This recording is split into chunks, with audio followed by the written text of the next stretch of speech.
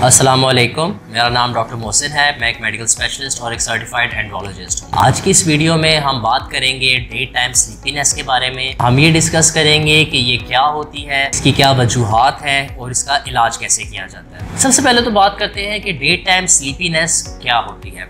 Day time sleepiness एक ऐसी बीमारी है कि जिसके अंदर मरीज़ों को दिन के वक्त बहुत ज़्यादा नींद आती है, ख़ास तौर पे ऐसे औकात में जिसमें दूसरे लोग एक्टिव होते हैं, अलर्ट होते हैं, अपने रूटीन के काम काज कर रहे होते हैं। इन औकात कार में ये लोग सो रहे होते हैं या बहुत शदीद थकावट का शिकार होते हैं। अब हम बात करते हैं कि क्या ऐसी वजूहात हैं जिनकी वजह से किसी पेशेंट को डे टाइम स्लीपीनेस हो सकती है। पहला जो ग्रुप है वो इस वजह से हो सकती है कि उनको स्लीप डिस्टर्बेंस हो रही है।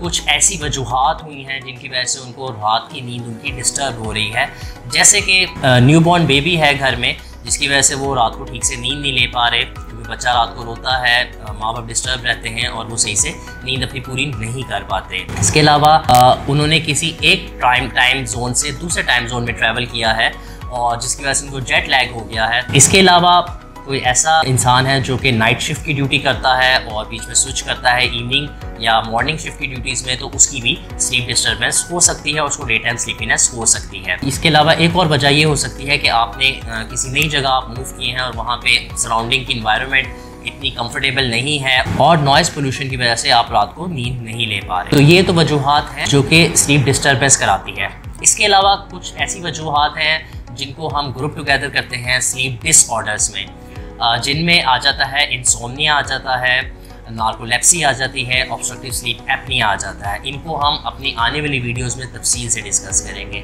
इसके अलावा कुछ मेडिकल इश्यूज भी हो सकते हैं जिनकी वजह से आपको डे टाइम स्लीपीनेस हो सकती है या दिन में बहुत ज़्यादा नींद आ सकती है। उसमें एक हाइपोथायरॉयडिज्म है, यानी कि जो आपका मौजूद है थायराइड, उसका हार्मोन जो है कम प्रोड्यूस हो रहा है और उसकी वजह से आपको नींद बहुत ज़्यादा आती है। इसके अलावा डिप्रेशन का मर्ज हो सकता है जिसकी वजह से दिन में भी नींद बहुत ज़्यादा आती है। अब हम बात करते हैं कि क्या ऐसी रूटीन की चेंजेस हैं जो आप अपने अंदर ला सकते हैं जिसकी वजह से ये जो डे टाइम स्लीपीनेस का इशू है ये कुछ हद तक रिजॉल्व हो सकता है। इसमें जो ज़रूरी चीज़ें हैं, जो एहतियाती तदाबीर आपने लेनी है, वो ये है कि अपना स्लीप पैटर्न बनाएं, एक टाइम पे सोएं और एक टाइम पे उठें। इस जब स्लीप साइकिल का आपका एक प्रॉपर पैटर्न में आ जाता है तो आपकी नींद पूरी होती है और डे टाइम स्लीपीनेस से आप बच सकते हैं।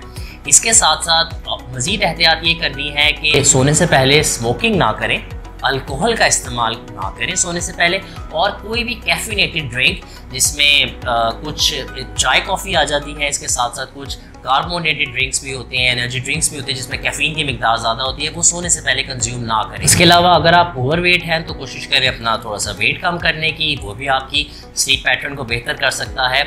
इसके साथ साथ कोशिश करें कि जब रात को अपने बिस्तर पे लेटें सोने के लिए तो उससे पहले स्क्रीन का इस्तेमाल कम से कम करें, ख़ास तौर पे टीवी, मोबाइल, टैबलेट्स, इनका इस्तेमाल कम से कम करें। तो ये कुछ एहतियाती तदाबीर हैं, कुछ ऐसी चेंजेस हैं लाइफस्टाइल जो कि आप अपनी स्लीप पैटर्न को बेहतर करने के लिए अपनी ज़िंदगी के अंदर इंकॉर्पोरेट कर सकते हैं। अब हम बात करते हैं कि इस डे टाइम स्लीपीनेस के मर्ज में क्या ऐसी सिचुएशन है कि जिसके अंदर आपको डॉक्टर के पास जाना या डॉक्टर से अपॉइंटमेंट लेना ज़रूरी हो जाता है। उसमें पहली तो सिचुएशन ये है कि अगर आपको नींद आ जाती है किसी बहुत ज़रूरी काम के दौरान जो कि आपकी ज़िंदगी के लिए डेंजरस हो सकता है, तो आप डॉक्टर से रब्ता करें। जैसे कि ड्राइविंग करते हुए अगर आपको नींद के झटके लगते हैं और आप बिल्कुल सो जाते हैं। इसके साथ साथ अगर आपको इस नींद के साथ हेलुसिनेशंस होती हैं, यानी कि ऐसी चीज़ें सुनाई या नज़र आती हैं जो कि एग्जिस्ट नहीं करती, हकीकत में वहाँ नहीं होती, तो फिर भी आप अपने डॉक्टर से रजू करें। या जब आप हंसे, रोएं या एक्साइटेड हो बहुत ज़्यादा और आपकी टांगों में कमज़ोरी आ जाए या आप गिर पड़े, तो ये भी एक इम्पॉर्टेंट पॉइंट है कि अगर ये आपके साथ होता है तो आप अपने डॉक्टर से रजू करें। अब हम बात करते हैं कि क्या इस बीमारी के लिए किसी टेस्ट की ज़रूरत होती है। Most of the times test की ज़रूरत नहीं पड़ती। आपका डॉक्टर सिर्फ आपकी हिस्ट्री पे आपसे बातचीत करके इस बीमारी की तशखीस कर सकता है, लेकिन कभी कभी इसकी तशखीस के लिए टेस्ट की ज़रूरत पड़ जाती है जिसको हम पॉलीसोमनोग्राफी कहते हैं या स्लीप स्टडी कहते हैं। उसके बारे में तफसील से हम एक नई वीडियो में आपसे डिस्कशन करेंगे। और आखिर में बात करते हैं कि इसका इलाज कैसे किया जाता है। ये डिपेंड करता है कि आपको किस किस्म की बीमारी है और उस बीमारी का एक्सटेंट क्या है। इसके बहुत सारे तरीके हैं इलाज के। कभी कभी सिर्फ लाइफस्टाइल मॉडिफिकेशन से, कुछ एहतियात करने से ये चीज़ें बेहतर हो सकती हैं। कभी कभी इसके लिए कुछ मेडिसिन का इस्तेमाल करना ज़रूरी हो जाता है, कभी कुछ सर्जरीज करवानी पड़ जाती हैं, और कभी कभी कुछ ऐसे मेडिकल डिवाइसेस का इस्तेमाल करना पड़ता है कि जिससे इसका इलाज किया जाता है। ये डिपेंड करता है कि आपकी बीमारी कौन सी है और उस बीमारी का क्या एक्सटेंट है, या आपको किस वजह से डे टाइम स्लीपीनेस हो रही है। आज की वीडियो में बस इतना ही।